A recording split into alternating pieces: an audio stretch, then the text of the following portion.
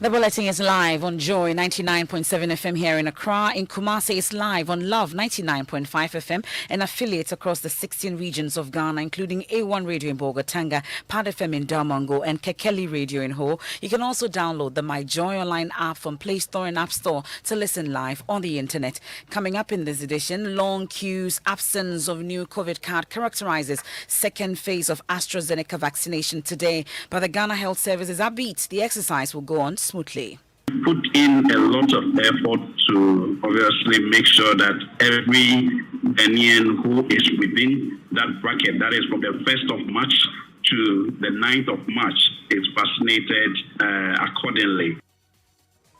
We're live at some of the centres, plus hear from government as it explores other ways to bring in more vaccines following India's decision to halt further export of the AstraZeneca vaccines. This morning when I was on the way coming, even France stopped me, don't go, you'll die. The whole global supply chain is actually in a little bit of crisis, but the UN bodies, they are appealing to countries on what we call vaccine share. Also in this bulletin, senior UN mediation advisor describes as confusing National Security Coordinator's explanation that men who attempted to remove its Ashanti regional coordinator from his office were operatives deployed to carry out lawful duties, despite allegations they are members of pro-NPP vigilante group Delta Force. We come to Major General Amanfo. He has muddied the waters further. He has created more confusion. Who are our security operatives? And secondly, who do we believe? The National Security Coordinator or the outgoing regional security liaison of Ashanti region? I have details of that, and as concerns heightened over destruction of mining equipment by military task force, we hear from Defence Minister who insists the task force is targeting only persons mining within the red zone. It's not as if anybody has been targeted. In fact, the soldiers don't know anybody. They'll come after you. Don't try it. And in the night, for the safety of the soldiers, I cannot guarantee your own safety. Meanwhile, he's challenging Chairman of Parliament's Defence and Interior Committee, Kennedy Ejapong, to name top government officials involved in mining. Anybody within Ghana or even outside Ghana who has evidence that this top government official is doing mining, don't leave it. You are doing harm to the people of Ghana. It's not about Kennedy Ejapong. I'm not talking about just Kennedy Ejapong or any other person. You will do harm to the people of Ghana if you have such information and you are keeping it. Let us know. In sports. From June 11 to July 11, the Multimedia Group will bring you all the action from the European Championship. We'll tell you more later in sports. And later in showbiz, the quest to make DJing a more accepted profession. Time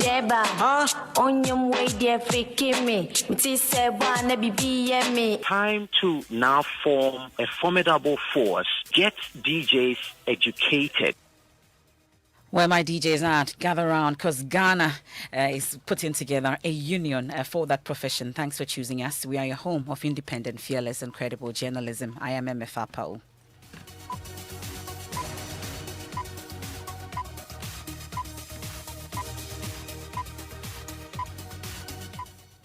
And this afternoon, long queues and absence of a new COVID-19 card characterized the second phase of the AstraZeneca vaccination, which started this morning at selected points here in the Greater Accra, as well as the Ashanti and Central regions. In all, the Ghana Health Service is expected to vaccinate some 350,000 Ghanaians, and those eligible have been notified via text message. We'll soon hear from the Director of Risk Communication and Social Mobilization, National Response COVID-19, Dr. Dacosta Boaje. But first, let's touch base with our reporters on the ground. And my colleague, Kweku Asante, joins us on the line. We start with him. So, Kweku, where exactly are you and what's the situation there? Hello, Kweku Asante. It appears that my colleague Kweku Asante is unable to hear us, but of course, 6 hours into the exercise, a number of people have taken the jab. You've been interacting with some of them. I see it as a positive way to protect myself and other people around me. And so it should be taken serious. And it's something that I feel that it's our duty to protect ourselves and protect other people's lives too. Right. So since you took your first dose, yes. did you have any side effects? Nothing. Everything is normal. Right. And how has the process been since you've been here? How has the process been so far? It's moving fine. At first, it was at the beginning. it was people were rushing, but now everything is calm.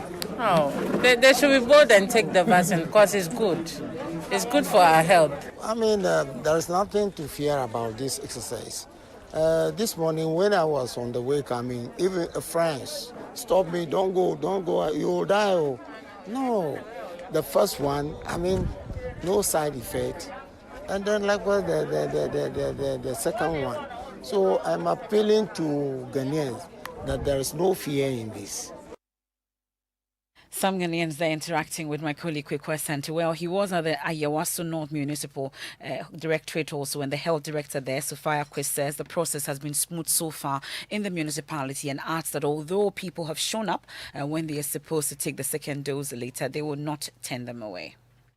And our expectation was that we were expecting people, just a few number, but it's been very encouraging, and we hope that it will continue in the coming days. In some of the centers, what we realized were people came in, even though they were supposed to be vaccinated in other days, say tomorrow or the day after. So are you going to deny those people who come and then they are not supposed to be vaccinated today? Well, the schedule says that for those who were vaccinated from 1st to 9th March are due for this second dose. However, there's a message going around giving them a text message as to the exact date they should come for this second dose. So based on the date you are given, you are expected to come for your second dose. So I'm sure they are going just by the date. But in case anybody comes in and may not have received, but then falls within the 1st to the 9th March, we'll go ahead and give it to them. We will not deny anybody. That's the Ayawaso North Municipal Health Director, Mrs. Sophia Questa, interacting with my colleague Kwekwa Sante. I'll take you to the Ashanti region now. We'll check the situation there. And Love FM's Erastus Asaridonko has been monitoring the situation at the KNUST hospital. So, Erastus, you earlier reported about long queues and non-availability of the new COVID card. Is it still an issue? It's still an issue, and as we speak, the vaccination has not started. Not the KNUST hospital alone. Many other centers have not received the card with the hologram. I'm told that it just arrived at the regional level and they are distributing them to the various centers. And so as we speak, the vaccination has not started. The other problem is also about people not finding their names in the database. And so authorities are still trying to find another way of identifying them and administering the job. I'm sure you've been finding out what must have accounted for that delay in the arrival of this COVID cards. Well, they are saying that the distribution was supposed to happen. That was yesterday, but then some officials are saying it arrived late, and so they are now trying to sort it out and distribute them across board. But as to the problem of the database, it's not clear what is accounting for this anomaly. Well, you've been interacting with residents also as they prepare to get vaccinated in the second round. What exactly have they been telling you? Many of them are frustrated. Some came as early as 4 a.m. to queue so they can have their job and go to have their daily jobs. But then they are still in queue. Some of them have left and they are frustrated. That's my colleague Erastus Asaridonko there on the situation in the Ashanti region and parts that he's visited so far. Now, the Director of Risk Communication and Social Mobilization National Response COVID-19, Dr. Dacosta Boaje, is upbeat the exercise will go on smoothly despite the initial challenges. The delay will certainly not affect the exercise. We have from the 19th to the 26th. So certainly, and you see, this time what we did was that you see that they've received text messages on a date that they have to actually visit the center with their vaccination, obviously details and others. So we've put in a lot of effort to obviously make sure that every Ghanaian who is within that bracket, that is from the 1st of March to the 9th of March, is vaccinated accordingly. Clearly, and one of the reasons you indicated for sending those messages was to prevent crowding or overcrowding, but we're seeing that quite a number of people gathered at one location. It is the reason why I told you that we are in touch with the Ashanti Regional Directorate to make sure that even within the various centers, they also enforce the COVID-19 protocols, the social distancing measures, and others. We've been told that some of the centers do not have the new COVID card, the one with the enhanced features, and that's why they have to hold on with the vaccination exercise. Do we know why that has happened? I certainly know that we send them to the various regions. So I am surprised to hear what you're saying. Okay. But like we have enough cards to cover the 360,000 population that are to be vaccinated. And we also have more, but that is what we've dispatched with normally we have excess. That's Dr. Dacosta Bwaji there interacting with my colleague Benes Abubedu Lansa on the news desk on the Joy News channel. We know that as a country we are targeting to vaccinate 20 million people by close of year, but with India announcing a freeze on further export of the AstraZeneca vaccine due to rising cases, the situation leaves Ghana and indeed there are over 100 countries on the COVAX platform in a dire situation. But Dr. Dacosta Bwaji says the country is exploring other means to bring in the needed vaccines. Bear in mind, we also have about 19.1 or 90.2 or something million Ghanaians who are also waiting to have their first jabs. So we are expecting some Sputnik vaccines in to add to what we initially received, and that program will also start. But, we are trying all means. When the president spoke, he talked about the vaccine war politics, also the fact that India, where we had our first COVAX doses, they are also experiencing the third wave. So the whole global supply chain is actually in a little bit of crisis. But saying so, we are trying now. I certainly know that the UN bodies are doing what they are appealing to countries on what we call vaccine share. And I know the US, for example, has put up a statement that they have 80 million vaccines to be shared. So I'm sure that they could give that to the COVAX facility to be shared among countries, the 92 countries in need. What we have done in Ghana, we prepared our staff in such a way that immediately we get the vaccines, we deploy. That's Dr. Dacosta Bwaji. He's head of risk management with the Ghana Health Service. We'll turn our attention to some other stories now. And senior UN mediation advisor Emmanuel Bombande has described as confusing National Security Coordinator Major General Francis Eduamanfo Retired's explanation that the men who attempted to remove an Ashanti Regional Security Coordinator from his office are security operatives. The Regional Security Coordinator, DCOP Ayenso Pariado, retired, has alleged that the men are members of the supposed to be disbanded vigilante group Delta Force, who attempted to forcibly remove him from office because he had refused to endorse or allow them to undertake criminal activities. The leadership of the Delta Force was for them. That was Mohammed Seydu, and the other guys were all members of the Delta Force. They saw me as an impediment in their way. Even at one point when some young men of the party were arrested before the election, Mustafa came to me and called me and told me that, why should I do this? But the National Security Coordinator, Major General Francis Eduamanfo Retired, says the men were carrying out a lawful mission of ensuring that the Regional Security Coordinator complies with the directive that he vacates his office. Most of these allegations are vicious. He rather called police reinforcement and got the team that went to mitigate the event in Kumasi, and they were handcuffed. It is a team from Accra which was handcuffed. He had no locus to be in the office because a new officer had been appointed and he should have handed over to the officer. He says he won't hand over. And so that is why a team was sent to Accra to go and mitigate and facilitate the handing and taking over process. That's the National Security Coordinator, Major General Francis Eduamanfo Retired. Well, the vigilante group Delta Force has in the past been linked to the governing New Patriotic Party. Its Director of Operations or Director of Communication, Yababi Samwa, was asked about the possibility that members of the group have been recruited into the National Security Secretariat. This is what he had to say. There is no Delta Force. Nobody has absorbed anybody. The state security agencies have a right to recruit persons, and they do recruit persons. They have their own methods of recruitment. He chooses to use the word Delta Force, and he's supposed to be a state official. He should know that the state banned paramilitary and out-of-state organizations a couple of years ago.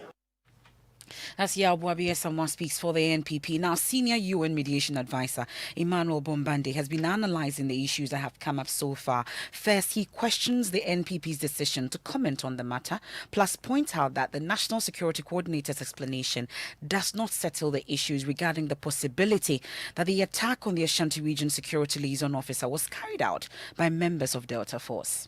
There is an election and a party wins, and the president then assigns duties to various people, such as DCOP Opare Ado. They no longer belong to the party. They belong to the state. It should be a state official who should be addressing the matter, such as Major General Amanfo, and not Yao Asamoah Boabeng. So let's stick with Major General Amanfo. He has muddied the waters further.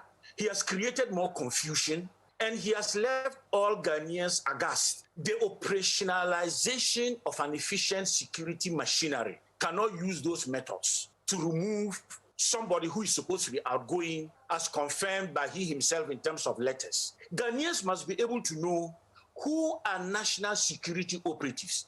So who should we believe? DCOP, Opare Ado, or Major General Amanfo? Because the element of Delta Force is introduced by DCOP, Opare Ado. General Amanfo dismisses that. And it's not about whether or not the Delta Force were in operation.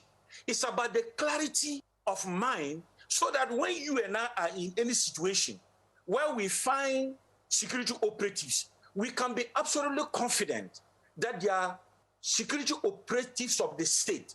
And because they are security operatives of the state, they can be held accountable for their actions. That's a senior UN mediation advisor, Emmanuel Bombande there. Now, the Ashanti Region Police that effected the arrest of the men who were alleged to have attacked the Regional Security Liaison Officer remain tight-lipped on the matter.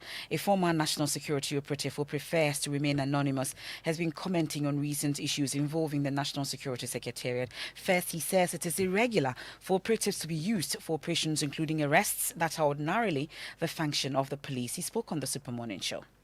We do a lot of analysis. It's a busy place that keeps you thinking of the state in every sector.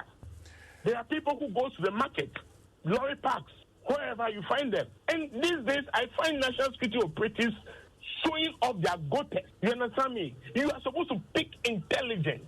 So when you go around showing off yourself, who gives you that intelligence? You are rather wasting the time of the system. You see people going around, I'm from national security, and so what? Yeah, so you are saying that there was no force at the time you were there? There were no force that goes around to arrest people in the way people have been arrested today. Okay. Because it is the duty of the police service. That's a former national security operative that's speaking earlier on the Super Morning Show. Well, the Super Morning Show has begun a campaign against national security brutalities. Host of the show, Kojo Yankson, joins me in studio. What exactly is this campaign about? Well, you are combating brutalities, but how are you doing so? We're trying to focus on brutality from a specific source, and that's national security. And as you heard from our guest this morning, there ought not be a national security force. If they wish to arrest someone, they have mechanisms through which that can be done. They have the BNI, which falls under the national security apparatus. They are a section of the police, and they are equipped to do so. So that if anything goes wrong, then there can be proper reporting mechanisms. But this idea of a national security force is illegal. As we've read from the law. The force is illegal. Any arrest they carry out is illegal. Any cell they put you in is illegal.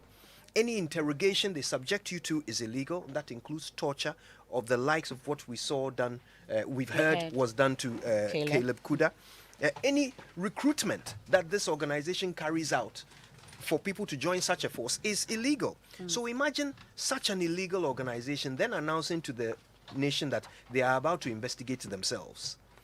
You realize it puts us in a situation where we have created a massive hole in our law into which all manner of wrongdoing can fit. And so, as a media house that speaks for those who can't speak for themselves, we've decided to take this on behalf of all those who may have in the past been abused and violated and brutalized by members of national security, and for those who may be abused in the future.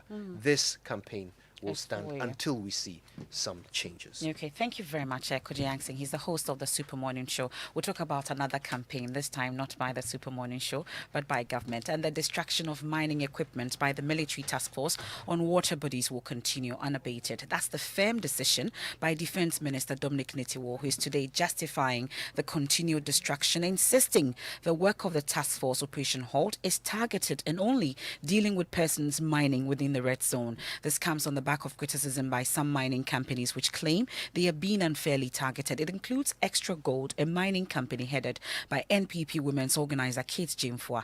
Nana Santiyebwa is secretary to that mining firm. They came yesterday and have our 2 machines rebent. So far, they've bent about 9 to 10 machines. They've bent at our site. We have about 150 pumping machines here. They've bent, or not only that, the biggest pumping machine that we use to irritate for the washing of the gold, they've bent that one too. So. Asante Yeboah is secretary to the mining firm Extra Gold. Well, the defense minister says the mandate of the military is to deal with mining companies polluting the water bodies and not to inspect licenses. Listen. Unlike the central and Ashanti region, the illegal miners in the eastern region did not withdraw their mining equipment into hideouts and nearby communities upon hearing the military presence. I don't know what they thought. It could mean they were carrying out illegal activities with impunity. So the difference is that the big companies in the eastern region are those who were doing the wrong thing. And so they said, we have a license. Yes, we have mining lease. So for us, they will not touch us. But what they did not know is that we're not touching the licenses. It's the illegality we're touching. Our target was protecting water bodies and its tributaries. He also observed some illegal miners around the Pra River have begun their illegal mining activities in the night and warned the military would deal with them drastically. Well, my colleague Kwesi Parker Wilson was at that news conference. He joins us on the line. Parker, we know that Chairman of Parliament's Defence and Interior Committee, Kennedy Pong, had claimed that some top government officials are involved in illegal mining. The minister has been responding? Yeah, so the Lands Minister was the first to respond. He says that he's ready to work with the information that Kennedy Japan is providing, even though he hasn't come to him personally. But of course, when he does that, he's going to work with it.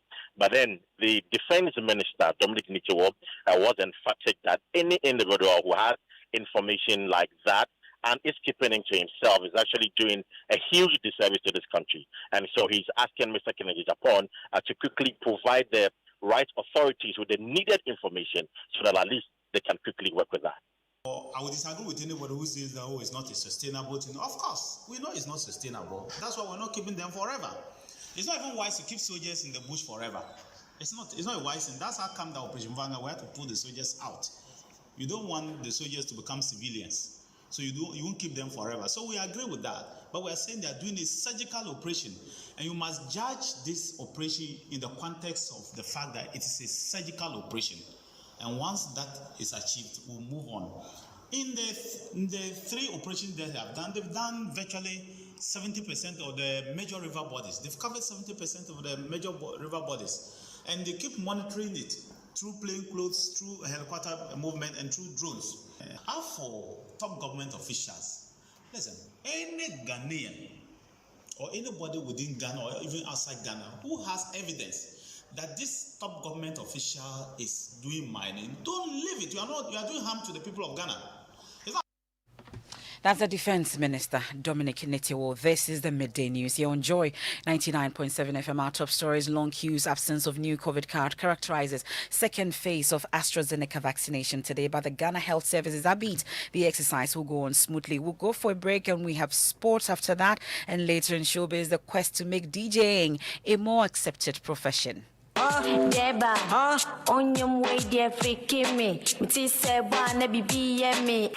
to now form a formidable force. Get DJs educated.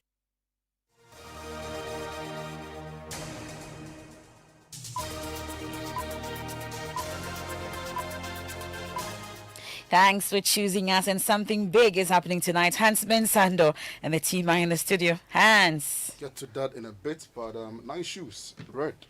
Again. Now, the Multimedia Group is your home of Euro 2020. We've been counting down over the last couple of months. We are inching ever closer. With 23 days to kick off, we'll bring you games live on radio and in HD on TV, of course. There will be a lot to consume online as well. My colleagues Gary L. Smith and George Adu Jr. are with me here in the studio to give us a sense of what to expect from the 11th of June to the 11th of July. Now, George, I mean, coverage is on all multimedia platforms, correct? Yes, of course. Like we've done it in the past years, we've always given you radio commentary, digital stuff. This time we're adding television, to it. You get to watch live games. We are also absolutely interactive. That's the big point. We are not running the Euros alone. We are running the Euros with our viewers, audiences who have been following us all this while. So special prizes for you, predict and win, everything to make sure that you're part of the Euros. And delivery is going to be very, very special.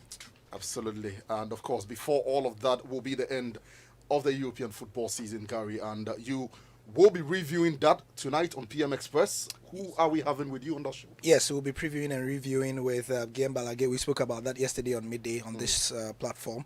And also Raphael Honigstein from Sky Sports and The Athletic. And also Jeremy Smith from GFFN in France. And also Adriano Del Monte from Italy. So we'll be covering all bases. 9 p.m. Joy News Channel tonight. That's a stellar cast. And of course, you look forward to that one later at 9 p.m. on the Joy News Channel. That's your sports. Thank you very much, Hans and the team. Let's go around the country. Today we focus on lack of potable water in some communities in the country. Joseph? Let's start from Srekpe and surrounding communities in the Volta region where residents are compelled to share water sources with animals. Let's hear the story from Fred Kwame Asari, who visited the community.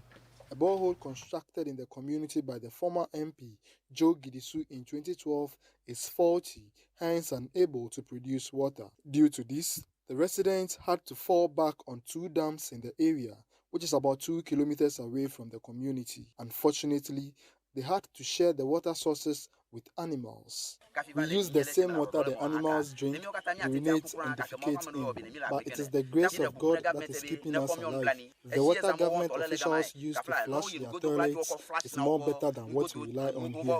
We are calling on President Akufo-Addo, his ministers and especially our Central Town DCE, Thomas Moore Zumba, to come to our aid. And Joseph, there's a similar situation happening in the northern, Savannah and northeast regions. Yes, many communities there are facing acute water shortages as the dams have dried up, forcing them to work long hours in search for the priceless commodity. Martin Abugri in this report from Kulau in the East Gonja district highlights the situation. The worry for these residents about where and when to get water in the coming days would be Herculean. Their lives will evolve around moving from one community to another in search of water. A student of the UDS, Suleiman Abdul Jabbar, says they have had to rely on this water because they cannot afford the daily 2 cedis for a gallon of water sold by water vendors. And imagine you are a student and you have to spend all your money on buying water from the natives. We are really suffering a lot around this area. That's Martina Bugri with that report. We have some responses from the Northern Regional Minister, Alhaji Shani Alhassan Zakaria. Tamale is a very large area far from town. For them to get good pipe water, drinking water, some extension works should be done. The dams that were created, most of them are in good use. Yes, that we have a very dry season this year, beyond what normally exists. So some of the dams had to dry up because of overusage of those dams. And in solving this problem, His Excellency the President of the Republic of Ghana commissioned a water project that was to give water to Tamale and its environs, and another project in Yendi. All these projects will start very soon to help the people of the North region. That's the Northern Regional Minister, Alhaji Shani Alhassan Zakaria. They're speaking on the AM show. Mapito Sebedi is here with showbiz. So, MFR, exciting news for DJs in the country because organizers of the Ghana DJ Awards, Mekrikwe, has announced a new baby and it's called the DJ Unions. Now, this union, according to Mercury, is to create a united front in order to promote and better regulate the DJing profession. Deba, onyum way there freaking me.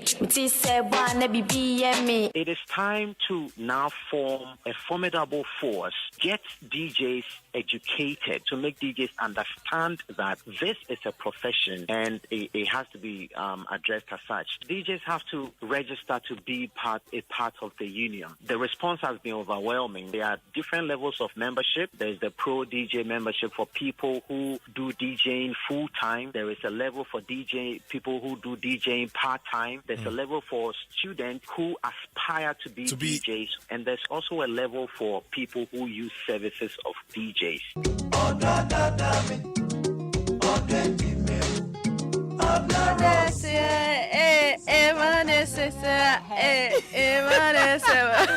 My love, oh my love. Mavito, yes. That's your country. Thank you very much for joining us with the latest from Showbiz. Mavito Sibidi there. There's more when you log on to myjoyonline.com. Some stories that you've been reading. Chief Imam plays an important role in Ghana, being beacon of democracy, human rights in Africa. Attorney General DCOP Parado is an embarrassment to himself and the state. Boabinga Samoa. Also our top stories. COVID-19 second dose rollout. Exercise to inoculate 360,000 persons underway. I am MFA Pau, and Living Word with Pastor Mensa Otabil is up next. Faithfulness, episode 1. Do stay. Hello, please, am I speaking to Miss Joanna Kuma? Yes, please.